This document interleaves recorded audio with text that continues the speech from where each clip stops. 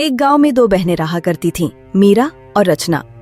मीरा के कम पढ़े लिखे होने के कारण उसका विवाह एक गरीब किसान रघु से हुआ, जबकि रचना की सुंदरता देखकर एक अमीर व्यापारी विक्रम ने उससे शादी कर ली। रचना को पहले ही अपनी सुंदरता का घमंड था और अब धन दौलत का भी घमंड जुड़ गया। दोनों बहनों का घर पास पास में ही था, इसलिए वो रोज मिल लेते थे। जब भी मौका मिलता, रचना मीरा को उसकी गरीबी को लेकर ताने देती। अरे मीरा, अभी अभी विक्रम जी ने मुझे सोने का हार दिलाया है और अपने गांव के साइड में जो फैक्ट्री है उसको भी हम खरीदने जा रहे हैं। तुम लोगों ने तो शादी के बाद कुछ भी नहीं खरीदा होगा। क्या तुम्हारे पति आज भी वो पुराने जूते पहनते हैं? मगर तुम लोग कर भी क्या सकते हो? तुम्हारे रघु जी के तो खाने के भी लाले पड़े हैं। मीरा को रचना की बात पर गुस्सा आता। मीरा मन ही मन सहती, लेकिन कुछ कह नहीं पाती। कुछ ही समय बाद मीरा का परिवार भूखमरी की कगार पर पहुंच गया। उसके घर में 2 वक्त की रोटी भी मुश्किल से जुटती थी। एक दिन उसने रचना से मदद मांगी। रचना बहन, आज घर में एक दाना भी अन्न नहीं है। कल से हमने कुछ नहीं खाया है। रघु जमींदार के पास मदद मांगने गए थे, मगर उन्होंने मना कर दिया। अगर तुम कुछ पैसे की मदद कर दो तो मैं तुम्हारे पैसे फसल बिकते ही लौटा दूंगी। मैंने तुम्हें बताया था ना, मेरे पति ने अभी एक काम और शुरू किया है, इसलिए जो पैसे रखे थे वो सब कल ही लेकर चले गए। हमारे पास पैसे नहीं हैं। अगर कुछ और काम हो तो बताओ।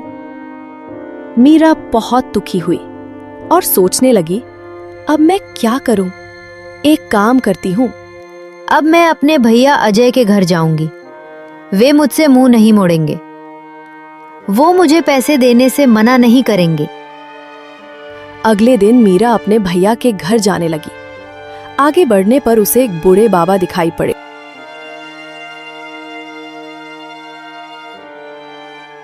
अरे बाबा, इतनी गर्मी में आप ये भारी मटका लेकर कहाँ जा रहे हो? कहीं नहीं बेटी। बेटी, ये मटका गांव तक ले जाने में मदद कर दो। बूढ़ा हो गया हूँ। आप भी तो मेरे पिता जैसे हैं। दीजिए, मटका मैं लेकर चलती हूँ। दोनों साथ साथ गांव पहुंचे। मीरा ने बूढ़े बाबा के घर तक मटका छोड़ दिया।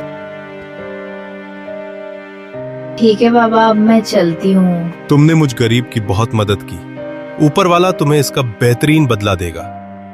हमेशा खुश रहो। घर पहुंचने पर उसे पता लगा कि उसका भाई तो घर पर नहीं है। उसने अपनी भाभी को सारी बात बताई।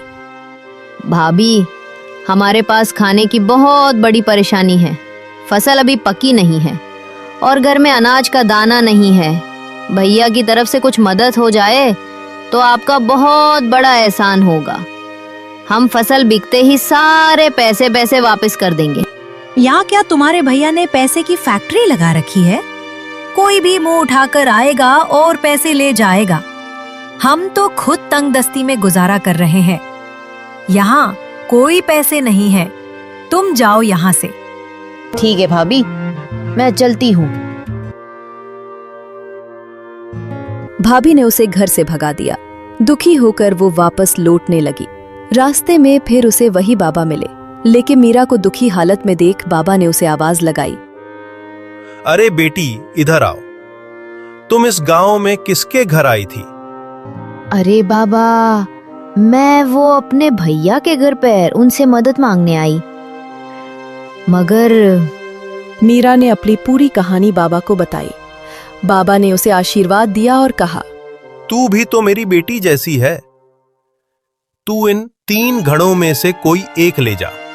बेटी, इसमें तेरे भूख का इलाज है, पर इसे खोलना तभी जब सच्चे मन से जरूरत हो। मीरा ने मना किया। बाबा, इस दुनिया में गरीब होना भी पाप है। कोई अपना सगा भी उसे अपने पास नहीं लगाता। आपने मुझसे पूछा, वो ही बहुत बड़ी बात है। मैं इसे नहीं ले सकती। पर बाबा के आग्रह पर एक घड़ा ले लिया और घर लौट आई।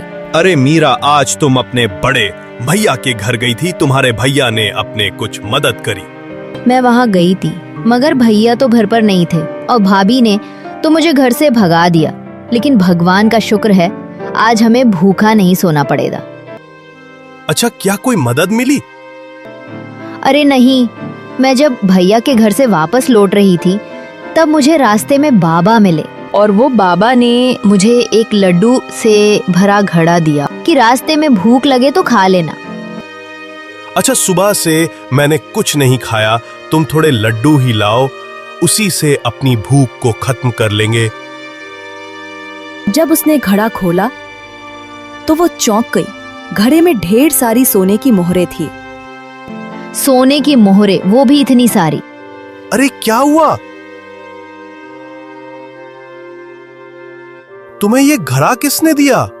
मैं सच कह रही हूँ, मुझे ये घड़ा एक बाबा ने दिया। हे भगवान, मुझे तो अपनी आंखों पर विश्वास नहीं हो रहा। मुझे लगता है कि ऊपर वाले ने हमारे भाग्य को अच्छा बना दिया। उनकी खुशी का कोई ठिकाना नहीं था। मीरा और रघु की किस्मत बदल गई। उन्होंने खेत खरीदा, मेहनत की और समृद्ध हो गए। जब रचना ने ये देखा कि मीरा अब उससे भी ज्यादा अमीर हो गई है तो वो जल भुन गई। कुछ दिन पहले तो ये मेरी बहन भिखारी जैसे घर पर भीख मांगने आई थी और अब तो हमसे भी ज्यादा पैसे वाली हो गई। हाँ, मैं भी वही सोच रहा हूँ।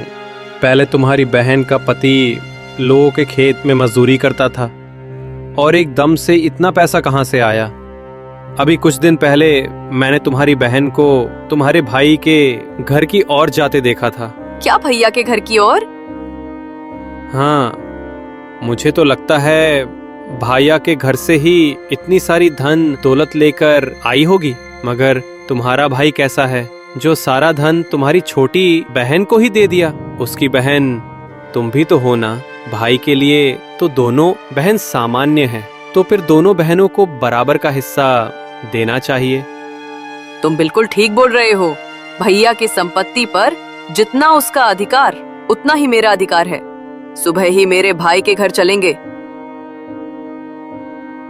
फिर वो दोनों सुबह सुबह अपने बड़े भैया के घर उनसे मिलने जाते हैं।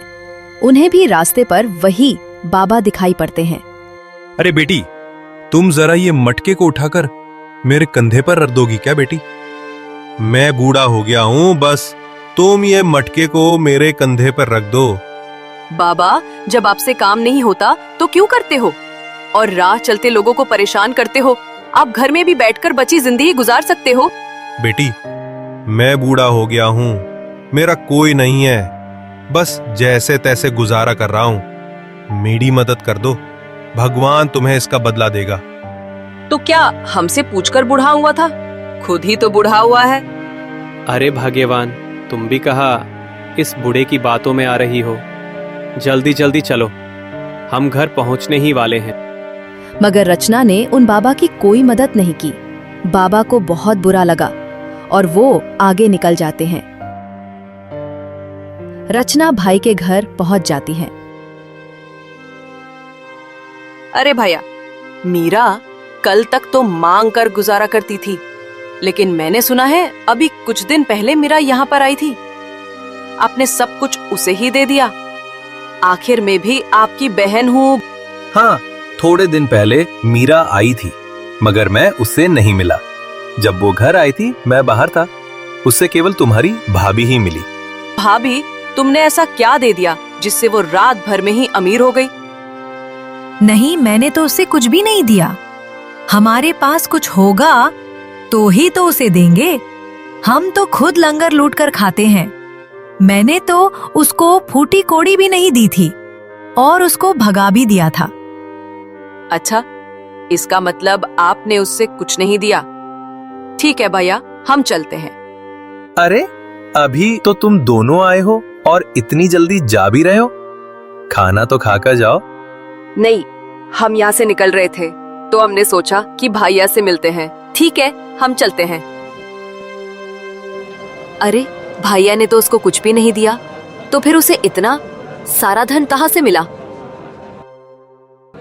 इतनी धूप में चलने के बाद मुझे बहुत जोर की प्यास लग रही है।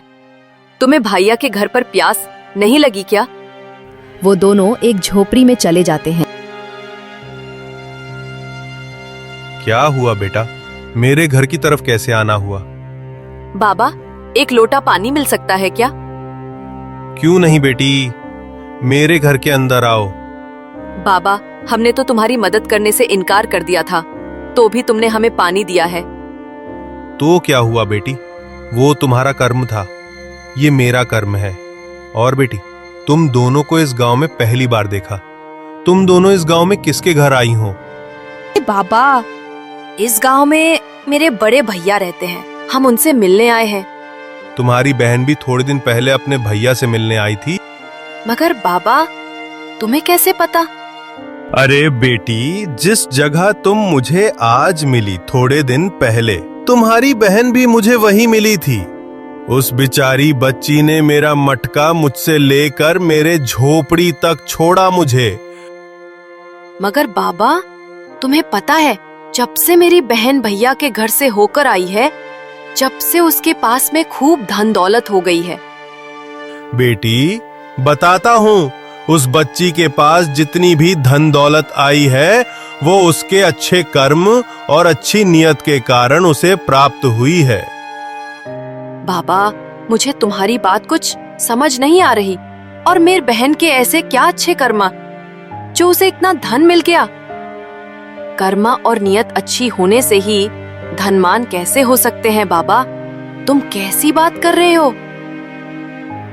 बताता हूँ बेटी, बताता हूँ। यहाँ पर जितने भी ये घड़े रखे हैं, ये कोई साधारण घड़े नहीं है। ये घड़े मनुष्य के कर्म और अच्छी नियत के परिणाम देने वाले घड़े हैं। क्या ये कर्मों का खरा है? बाबा, मैं तुम्हारी बात अच्छे से समझ गई। ये कर्मों के घड़े हैं। अपना जैसा कर्म होगा, इस घड़े में से अपने कर्मों के अनुसार फल मिलेगा। ठीक कहा बेटी, बिल्कुल ठीक कहा। पापा, आपको दिक्कत ना हो तो एक घड़ा क्या हमें आप दे सकते हैं? हम भी हमारा कर्म आजमा कर देखते हैं। क्यों नहीं बेटी, क्यों नहीं, ले लो, तुम भी एक घड़ा ले लो। तुम भी अपने कर्म और अपनी नियत का फल पाओ। बाबा ने एक घड़ा दे दिया और वो दोनों वहां से चले जाते हैं।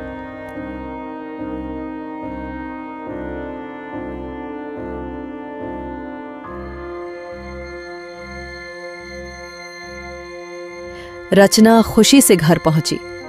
फिर रात के समय जैसे ही वो घड़ा खोलते हैं, उनके घड़े में से बहुत सारे कीड़े निकलने लगते हैं। बाप रे बाप, अपने घड़े में से तो कीड़े निकले। पर क्या गलत निकला? अपने कर्मों के हिसाब से अपन को ये बिल्कुल सही मिला है। दीपा को अपनी गलती का एहसास हुआ।